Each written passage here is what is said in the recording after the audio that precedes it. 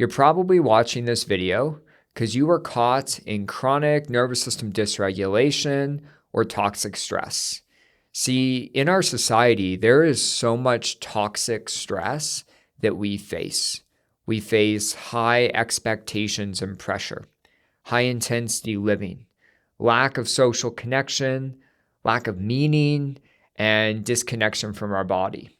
And all of these things can keep us stuck in states of fight, flight, fawn, freeze, and shutdown. So you probably desperately want to feel safe and calm. And I totally get that. So in this video, I'm going to lay out a complete roadmap for creating lasting feelings of safety and calmness. My name's Tanner Murtaugh, and I'm a therapist that runs 2 agencies that helps people recover from toxic stress, nervous system dysregulation, trauma, chronic pain, and chronic symptoms. And I have seen so many people recover by using the free education and practices on my channel. So I believe this is possible. Now in today's video, I'm going to share my 5 top strategies for creating deep feelings of safety and calmness. Let's dive in. Number 1, speed up or slow down. Now, depending what nervous system state you are in, you need to speed up or slow down to create safety. So if you're in fight or flight and you're feeling anxious, angry, keyed up, you feel that urgency and franticness inside, in order to create safety, we need to down-regulate your nervous system. And so we need to slow things down. We can do this by slowing down our movements, slowing down our speech, slowing down working on a work or school task, or doing an activity in slow motion. One thing I like to teach my clients is what I call slow walking. So you're going to pace back and forth in the room that you're in, and you're going to walk as slow as you possibly can. So you're lifting each foot up off the ground one at a time, noticing all the sensations of this slow movement. And by doing this, we're down-regulating your system.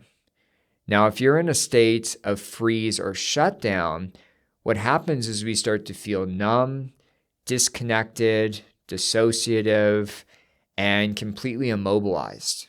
And so when you're in freeze or shutdown, we need to upregulate your nervous system. We need to bring some aliveness, some energy back into your system. And so you can do this by starting to slowly speed up. You could shake out your arms and legs, have a dance party in your living room. You can play with the pets, or perhaps do some yoga or qigong. Now, as you speed up when you're in a freeze and shutdown state, don't do it really intensely. Like, don't go run a marathon when you're in a freeze response, because that's going to be really overwhelming and taxing on your nervous system. Just think, how can I speed up my movements a little bit more to bring a little bit of aliveness back into my system? Number 2, safety signal morning routine. First thing in the morning, you need to practice setting up your day to be in a state of safety and calmness. Now, personally, every morning I have about a 20 or 30 minutes routine that I do that involves using safety signals. Now, I know this takes effort, it takes consistency, but it is well worth it. So you want to consider in the morning, what safety signals could you practice doing? Now, in my practice, I teach clients a number of them. This could be present moment sensing, like sight, sound, taste, touch, smell, attending to your senses. It could be certain breath work. It could be somatic movements, visualization, tapping or massage, or safe self-talk, which are safe cognitive messages you're giving to yourself. And so you want to figure out, okay, what are the safety signals that work for my nervous system? And then start to create a bit of a morning routine that is going to help you over time create this more deep, lasting feeling of safety. Now, to get you started for free, I have a morning routine meditation that is all about creating safety and calmness. So I'll put the link for this meditation in the description of this video. So tomorrow morning, when you wake up, throw that meditation on. I think it's about 15 minutes, and you're going to start your day off right. Number 3, frequent embodiment breaks. Now, embodiment practices are a specialized practice that my agency created based on the therapy models of somatic experiencing, polyvagal theory, pain reprocessing therapy, and Qigong. Now, embodiment involves 2 key components when you're practicing it. Part of embodiment practices is getting exposure to unpleasant sensations inside. Now, this could include the sensations of difficult emotions, nervous system states, pain, or physical symptoms. And so part of embodiment is getting that exposure to dropping into your body and starting to describe what are the unpleasant sensations that I'm currently feeling. Maybe your body feels tense, or it feels heavy, or you feel buzzing and tingling inside. You're starting to drop in, describe, and then you're going to deepen your connection. You're going to practice sitting with those sensations, really being curious about them, getting to know them, notice what they do moment to moment. Now, as you do this, as you do embodiment, you want to make sure the unpleasant sensations are at like a mild to moderate level so you can tolerate being in your body with the sensations. If your sensations are too high, don't do embodiment practices at that time because you're never going to feel safe with them. So exposure is the first part of embodiment that you're doing. The second piece of embodiment is safety. You're creating a felt sense of safety with the unpleasant sensations. So in the last, or earlier in the list, I explained all the different safety signal practices like present moment sensing, breath work, visualization, and other ones. Those safety signal practices you then use as you attend to the unpleasant sensations. So you're getting the exposure to being with the unpleasant sensations, and then you're using the safety signal practices, whatever ones you prefer, to create safety with the unpleasantness inside. And by doing this consistently, you're not going to fear unpleasant sensations anymore. You're not going to fear emotions or symptoms. You're going to be able to tolerate being with them, and you're going to be able to have this deep feeling of safety as you feel unpleasant sensations. Where I see people go wrong when trying to create lasting feelings of safety is they just pepper themselves all day with safety signals. And I get it, right? You're trying to feel safe, so why not just pepper your entire day with all these safety signal practices to create epic safety? But this is the thing is, you as a human being, you're meant to feel emotions, dysregulation, even pain and symptoms sometimes. And so you can't just use safety signals to avoid anything unpleasant.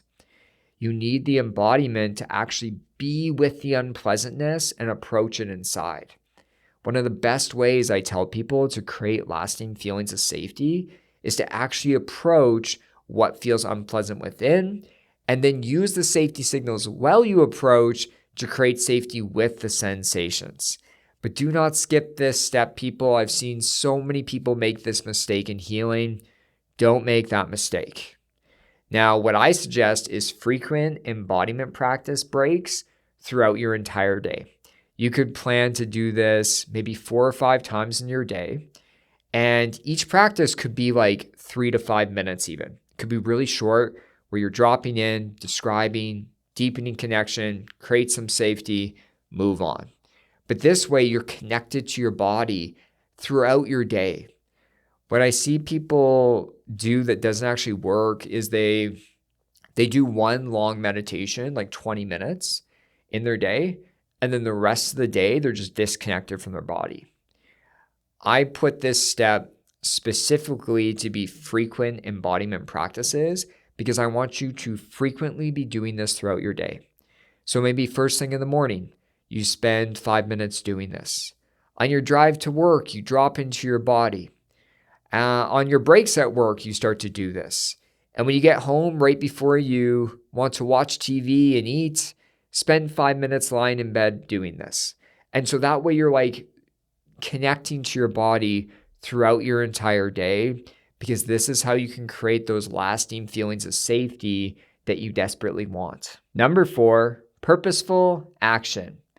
Now, purposeful action is actually one of my favorite ways to create safety within. For a lot of you, you have been caught in toxic stress, where you have been working, doing schoolwork, doing hobbies from this place of fight or flight and high intensity for so long that you're burnt out. And for some people, they even just completely shut down because they're just too overwhelmed with the toxic stress that they're facing. Now, here's the thing, is we need to learn to have this mobilized energy, this alive energy where we're going through our day and we're trying to create purpose, meaning, and enjoyment as we do things. Again, a lot of you are living from a place of fight or flight, and that will cause you to be completely burnt out. But we need your actions to be from this place of like motivation, love for yourself, enjoyment, interest. Because by doing that, you're bringing your nervous system back alive. And your nervous system, it needs mobilized energy to stay regulated. A lot of people think they'll just meditate 3 hours a day, and then they're maximizing their chances of creating safety and calmness. But what happens to those people a lot of time is they just shut down. Because your nervous system, yes, during meditation, it needs that low energy where you have that deep feeling of safety. But the other way it creates safety is having higher energy, where you're in this state of purposeful action or play. So I want you all to practice this week. What I want you to do is I want you to make a list of 5 things that you are interested in or that bring you purpose or meaning. 5 things. I don't care what they are. It could be an art project. It could be a home improvement task. Maybe you want to take the lead on a creative project at work, or maybe you just want to start a new hobby. But pick 5 things, and then each day, pick one thing off that list and do it for 15 to 20 minutes and practice doing it from this state of purpose, meaning, enjoyment, and pleasure. And at any point in that 15 to 20 minutes, if you notice yourself starting to get stressed out about it or getting into fight or flight, stop. You're not doing these tasks to achieve something. You're doing these tasks in a meaningful, creative, pleasureful way. So if you go into fight or flight during them, make sure you stop and come back to it the next day. Number 5, close connection.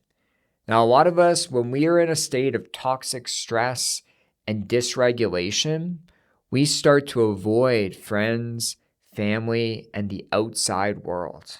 We start to hide away and isolate ourselves, trying to feel safe and protected. But the natural way that your nervous system regulates is through co-regulation.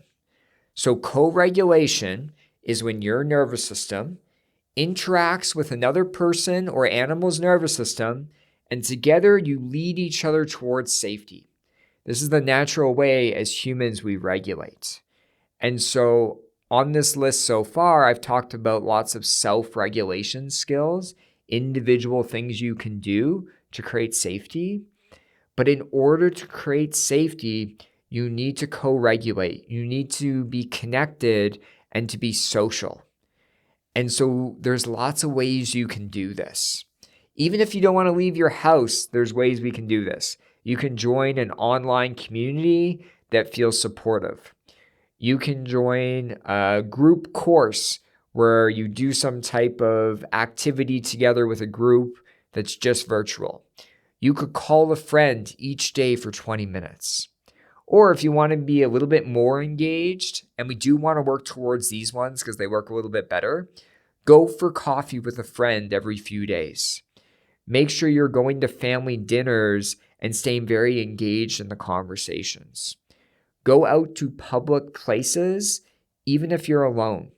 Go work at a coffee shop and have some small talk with strangers.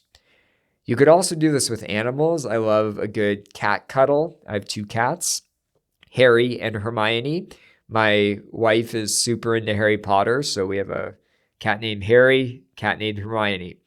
I also play with my dog anytime I'm feeling dysregulated. So if I feel myself shutting down at night, I'll get up and go wrestle and play with my dog.